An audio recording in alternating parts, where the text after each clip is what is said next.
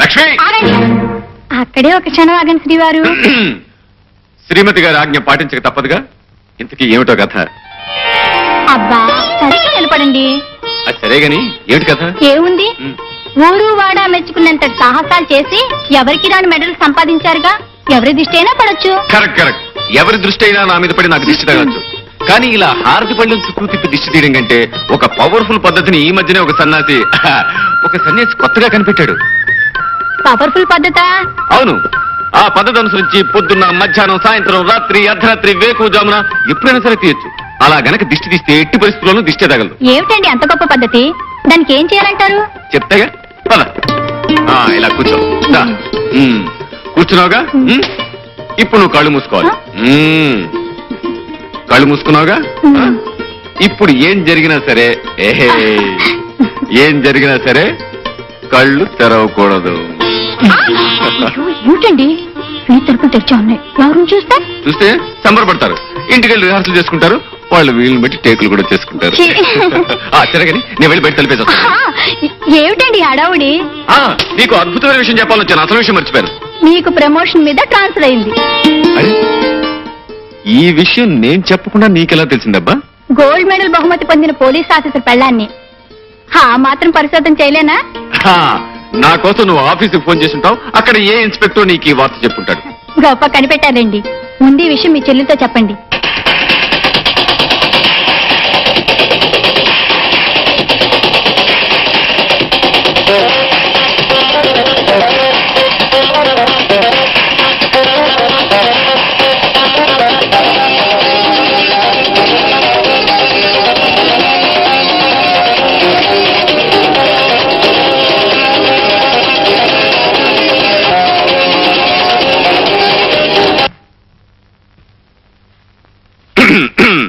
ఏమిటన్నయ్యా, ఎందుకు ఆఫ్ చేశావు?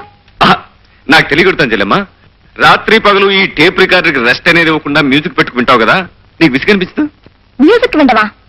నేను కాలక్షేపానికి మ్యూజిక్ వింటూ కూర్చోలేదన్నయ్యా. మరేం చేస్తున్నావమ్మా? ఎక్సర్సైజ్ చేస్తున్నాను. ఎక్సర్సైజ్ 1 2 3 4. ఫ్యాంటాస్టిక్.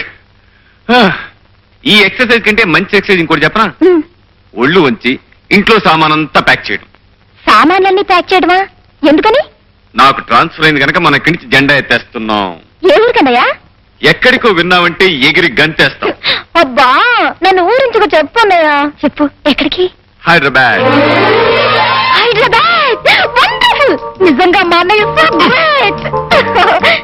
అన్నట్టన్నయ్య, ఇందాక ఉదయం చెప్పింది నీ సాహసానికి మెచ్చి మీ డిపార్ట్మెంట్ మళ్ళీ నీకు గోల్డ్ మెడల్ ఇచ్చిందటగా? కంగ్రాచులేషన్స్. ఇప్పుడున్న గోల్డ్ మెడల్స్ కాకుండా ఇంకా 100 1000 మెడల్స్ రావాలి. అవి తల నుంచి కాళ్ళ వరకు తగిలించుకోగా ఇంకా చోట్లేక మరికొన్ని మిగిలిపోవాలి. అవి నీ చెల్లెమ్మ తగిలించుకోవాలి. అది సరే, నిజంగానే ఈ బంగారు పథకాలన్నీ నీ సాహసానికి మెచ్చి ప్రభుత్వం ఇచ్చినవేనా అన్నయ్య? కాదమ్మా. అసలు ఏమిటో చెప్పనా? ఇవన్నీ నేను బజార్ నుంచి కొనుక్కొచ్చాను.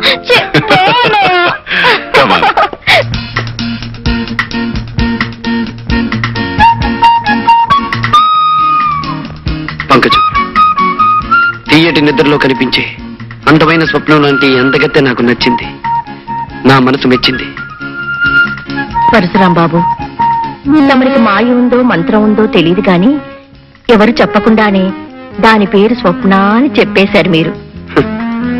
కరిగిపోని ఈ స్వప్నాన్ని కలకాలం నా కళ్ళల్లో నిలుపుకోవాలనుకుంటున్నా. అందుకని 50,000 ఇస్తాను. ఏమంటావు?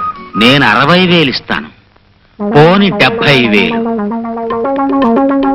80,000, 80,000, 80,000. ₹1,00,000 ఇస్తాను. ₹1,00,000?